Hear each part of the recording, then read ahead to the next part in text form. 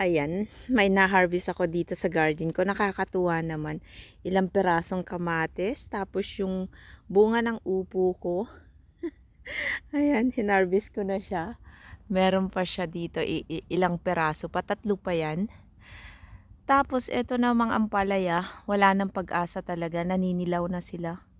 Siguro dito malilim kasi, nalililiman. Kaya hindi siya masyadong nagbunga, pero last year ganun din. Meron namang bunga kaya lang hindi ganito. So ito lang talaga. Kamatis at saka yung upo. Hindi pa siya magulang kaya lang inano ko na. Hinarvest ko na para may ulam ako ngayon. Pahaba siya, hindi siya yung talagang mataba. So ayan, meron na po tayong na-harvest dito sa garden.